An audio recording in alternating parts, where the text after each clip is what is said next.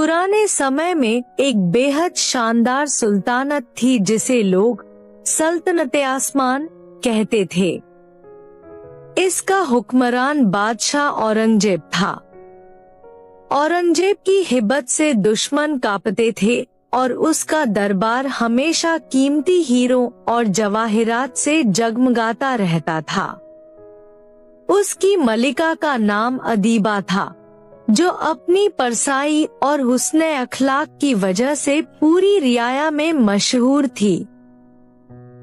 लेकिन इस तमाम तरक्की के बावजूद महल के दरोदीवार एक अजीब खामोशी में डूबे रहते थे। बादशाह और मलिका अदीबा की शादी को बरसों बीत गए थे, मगर उनके आंगन में कोई फूल नहीं खिला था। बादशाह को हमेशा ये फिक्र खाए जाती थी कि उसके बाद इस अजीम सल्तनत का वारिस कौन होगा। वो अक्सर रात के अंधेरे में महल की छत पर खड़ा सितारों को देखता और अपनी बेऔलादी पर आंसू बहाता। काश मेरा भी कोई बेटा होता। इसी गम ने औरंगजेब को निहायत बेईमान कर दिया। मुल्क के बड़े बड़े हकीम हार गए, नब्ज थक गई, मगर मर्ज का सुराग ना मिला। जब उम्मीद दम तोड़ने लगी तो दरबार में एक पुरसर दरवेश दाखिल हुआ।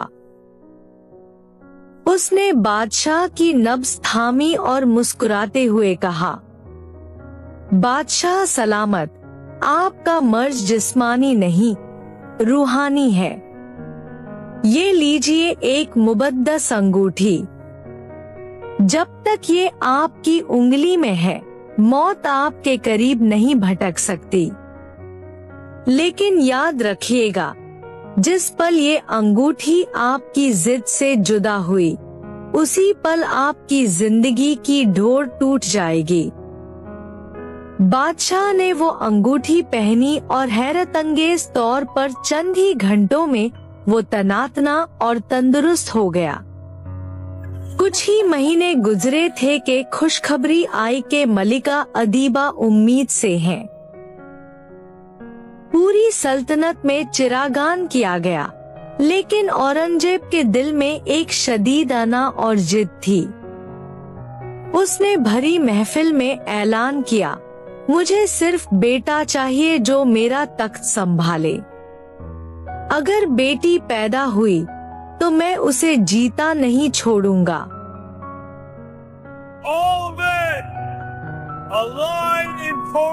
वक्ते मुथर्रा पर मलिका अदीबा ने एक बेटी को जन्म दिया, जिसका नाम उन लोगों ने चुपके से अरीज रखा। अरीज की आंखें बिल्कुल नीलम की तरह चमकती थी, मगर बादशाह अपने रहर पर कायम रहा। उसने मलिका की आहो पुकार की परवाह ना की और नन्ही अरीज को एक लकड़ी के संदूक में बंद करके एक खुफिया रास्ते से जंगल ले गया ताकि उसे मिट्टी में दबा सके। महल का एक पुराना माली, जिसका नाम रहमत था, ये दर्दनाक मंजर देख रहा था। उसका दिल बच्ची की मासूमियत देखकर तड़प उठा। जब बादशाह संदूक मिट्टी में दबाकर चला गया, तो रहमत ने तेजी से मिट्टी हटाई।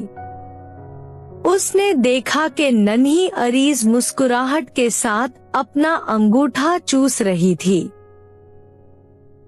रहमत की अपनी कोई औलाद ना थी। उसने फैसला किया कि वो इस जन्नत की फूल को किसी को मरने नहीं देगा। रहमत माली ने रात के अंधेरे में ही अपनी बीवी के साथ मिलकर सल्तनत से कोसों दूर एक दुश्वारगुजार जंगल के किनारे घर बसाया। उसने बच्ची का नाम अरीज ही रहने दिया, क्योंकि उसकी शख्सियत से वाकई एक अनोखी खुशबू आती थी। 18 साल तक रहमत ने अरीज को पलकों पर बिठाया, वो उसे शाही पकवान तो ना खिला सका, मगर जंगल के मीठे फल और चश्मों का ठंडा पानी जरूर पिलाया। रहमत को हर पल औरंगजेब के गुस्से का डर रहता था, इसलिए उसने अरीज के लिए सख्त कानून बनाए थे। पहली शर्त, वो कभी घर की चौखट से बाहर कदम नहीं रखेगी। दूसरी शर्त, वो किसी भी अजनबी से बात नहीं करेगी। तीसरी शर्त, वो हमेशा अपने चेहरे पर पर्दा रखेगी ताकि उसका हुस्न किसी की नजर में ना आए। अरीज एक हसीन दोशीजा बन चुकी थी। उसके बाल रातों की सियाही जैसे लंबे थे और उसका मुखड़ा 14वीं के चांद को मात देता था। वो अक्सर खिड़की से बाहर उड़ते परिंदों को देखती और सोचती कि बाहर की दुनिया कैसी होगी। बाहर की दुनिया कैसी होगी? एक दोपहर का वक्त था। रहमत माली शहर के बाजार गया हुआ था। घर में अजीब सी खामोशी थी।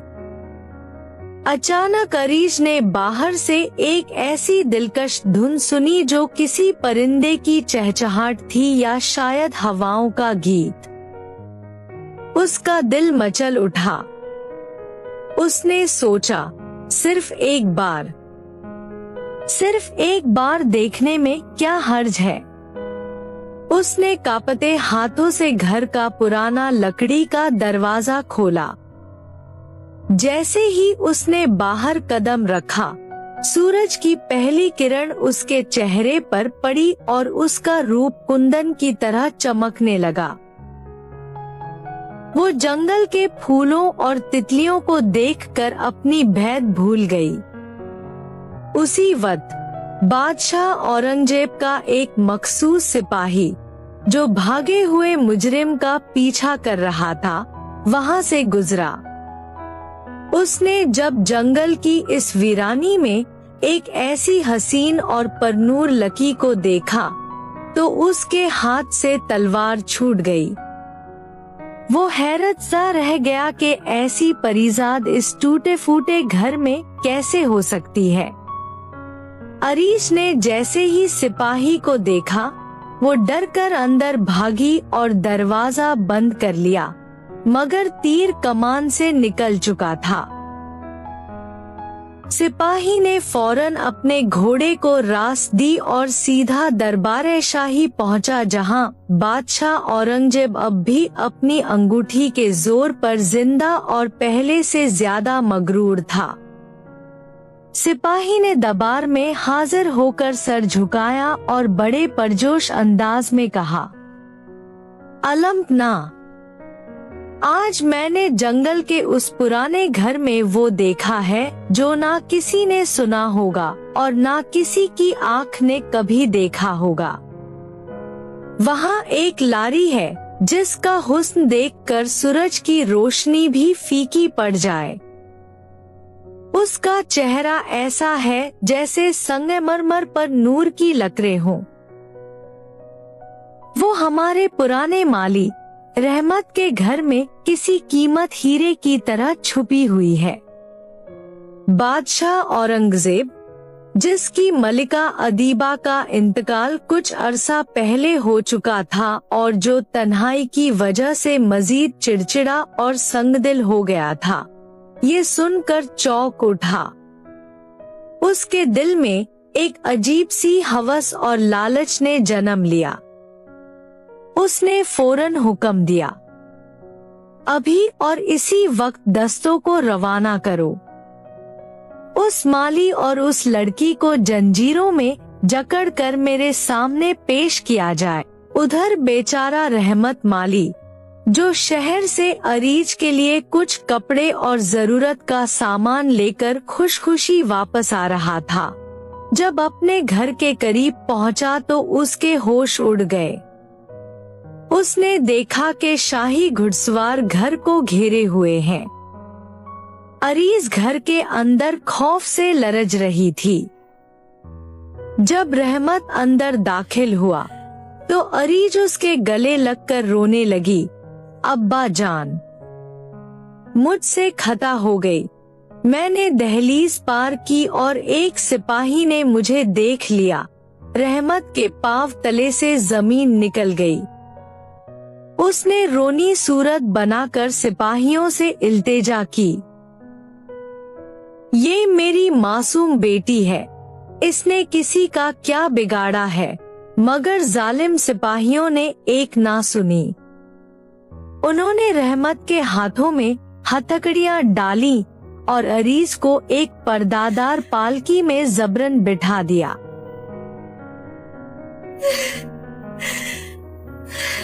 जब ये काफिला दरबार पहुंचा तो तमाम दरबारी अरीज का हुस्न देखकर दंग रह गए। बादशाह औरंगजेब ने जब तख्त से उतरकर अरीज के करीब जाकर उसका चेहरा देखा तो वो फिदा हो गया। उसने अपनी बेटी को पहचानने के बजाय उससे शादी करने का इरादा कर लिया। रहमत माली ने जब ये सुना तो वो जोर जोर से दहाड़े मार कर रोने लगा। उसने हिम्मत करके भारी महफिल में सच बोलने का फैसला किया। जिल इलाही, खुदा के लिए रुक जाइए, ये गुनाह एज़ीम मत कीजिए। ये लड़की कोई आम माली की बेटी नहीं, बल्कि ये आपकी अपनी बेटी अरीज है। ये वही बच्ची है जिसे 18 साल पहले आपने जंगल में दफना दिया था और मैंने इसे मिट्टी से निकालकर अपनी जान से ज्यादा प्यारा बनाकर पाला था। दरबार में एक सन्नाटा छा गया। सब लोग हक्का बक्का रह गए। लेकिन औरंगजेब, जो अपनी अंगूठी की वजह से खुद को मौत से ऊपर समझने लगा था, गुर्राया। झूठ, सफेद झूठ। तू एक मामूली माली होकर मुझ पर इल्जाम लगाता है? तू मेरी शादी रोकने के लिए ये दास्तान गढ़ रहा है। औरंगजेब ने ज़बेक्स में आकर हुक्म दिया, इस बूढ़े माली को कल कोठरी में डाल दो। इसने मुझ पर बहतान लगाया है और इस लड़की को शाही हरम के सबसे ऊपर वाले कमरे में कैद कर दो। इसके गिर्द सख्त पहरा बिठा दो। 3 दिन बाद हमारा निकाह होगा और अगर इसने इनकार किया तो पहले इसके बाप माली का सर कलम किया जाएगा। अरीज को रोते हुए घसीट कर महल के उस ऊंचे बुर्ज में ले जाया गया जहां से उसे सिर्फ आसमान नजर आता था। वो उस खिड़की से बैठकर रोते हुए अपने नसीब को कोसने लगी और रहमत माली के लिए दुआएं करने लगी। वो कैद थी, अकेली थी और उसे समझ नहीं आ रहा था कि वो इस जालिम शख्स से, जो उसका बाप भी था और अब उस दुश्मन भी, कैसे बचेगी। ठीक 2 दिन बाद, जब शादी में सिर्फ एक रात बाकी थी, पड़ोसी मुल्क का शहजादा शावेज शिकार खेलते हुए रास्ता भटक गया। वो अपने दोस्तों से बिछड़कर सल्तनत आसमान की सरहदों में दाखिल हो गया। उसने दूर से एक अजीम और शान महल देखा और सोचा कि शायद यहाँ पनाह मिल जाए। रात का वक्त था।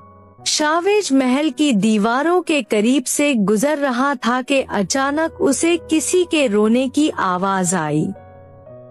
उसने ऊपर देखा तो बुर्ज की खिड़की में एक हसीन चेहरा आंसुओं से तर नजर आया। शावेज, जो निहायत बहादुर और रहमदिल था, दीवार फांद कर छलांग लगाता हुआ खुफिया रास्ते से ऊपर पहुंच गया। जब उसने अरीज को देखा तो उसका दिल धड़कना भूल गया। अरीज ने डर कर पूछा, तुम कौन हो? शावेज ने कहा, मैं एक मुसाफिर हूँ, मगर तुम्हारे आंसुओं ने मुझे यहाँ आने पर मजबूर कर दिया। बताओ, तुम इस कैद में क्यों हो?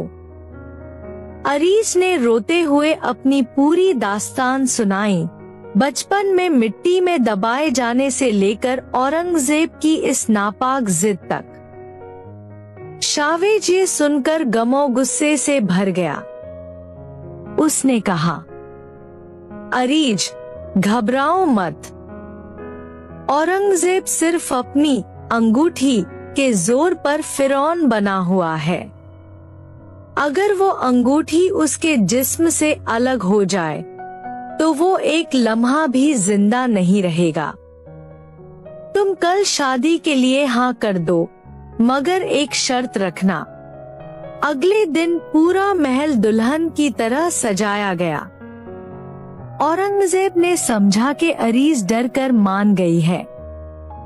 जब काजी साहब निकाह के लिए आए और दरबार आम में पूरी रियाया जमा हुई, तो अरीज, जो दुल्हन के लिबास में थी, ने बुलंद आवाज में कहा, बादशाह सलामत, मैं आपसे निकाह के लिए तैयार हूँ, मगर मेरी एक आखिरी ख्वाहिश है। लोग कहते हैं कि आपकी इस अंगूठी में आपकी जान है। अगर आप मुझसे वाकई मोहब्बत करते हैं, तो मुझे यकीन दिलाइए कि आप मुझ पर खुद से ज्यादा भरोसा करते हैं। ये अंगूठी उतार कर सिर्फ एक पल के लिए मेरे हाथ में पहना दे, ताकि मैं हमेशा के लिए आपकी गुलाम बन जाऊं। मगरूर औरंगजेब अपनी जीत की खुशी में अंधा हो चुका था। वो दरवेश की बताई हुई बात भूल गया कि जिल्द से जुदा होते ही मौत वाकई होगी। उसने सोचा कि महल के अंदर अपनों के दरमियान उसे क्या खतरा हो सकता है। औरंगजेब ने मुस्कुराते हुए अपनी उंगली से वो अंगूठी निकाली। जैसे ही अंगूठी की सुनहरी जिल्द उसकी उंगली से अलग हुई, फजा में एक खौफनाक चीख गूंजी। बादशाह का चेहरा पल भर में जर्द पड़ गया। उसका सांस उखड़ने लगा और वो अपने दिल को थाम कर जमीन पर गिर पड़ा। दरबारियों के देखते ही देखते औरंगजेब की रूह उसके जिस्म से परवाज कर गई। वो अंगूठी अरीज के हाथों में नहीं, बल्कि जमीन पर गिरकर राइजा राइजा हो गई। पूरे दरबार में सन्नाटा छा गया और फिर हर तरफ से सुकून की लहर दौड़ गई कि उनके एक जालिम हुक्मरान का खात्मा हो चुका था। सिपाहियों ने फौरन कल कोठरी का दरवाजा खोला और रहमत माली को इज्जत के साथ दरबार में लाया गया। शहजादा शावेज ने आगे बढ़कर सबके सामने हकीकत बयान की और अरीज का हाथ थामा। सल्तनत के बुजुर्गों ने फैसला किया कि अरीज ही इस तख्त की असली वारिस है। उसे मलिका आसमान का ताज पहनाया गया। रहमत माली को वाज़िर आज़म का मर्तबा दिया गया, क्योंकि उसकी परवरिश ने ही एक शहजादी को महफूज रखा था। शादी कुछ अरसे बाद अरीज और शहजादा शावेज की शादी निहायत धूमधाम से हुई। इस कहानी का संदेश यह है कि गर्व और अत्याचार का अंत हमेशा बुरा होता है। इंसान कितनी भी ताकत हासिल कर ले, वह कुदरत के फैसलों को नहीं बदल सकता। राजा ने बेटी को बोझ समझकर मिट्टी में दबाया, लेकिन वही बेटी सुल्तानत की वारिस बनी, क्योंकि बेटियां खुदा की रहमत होती हैं, ज़हमत नहीं। उम्मीद है आपको आज की यह सच्ची और दिलचस्प कहानी पसंद आई होगी।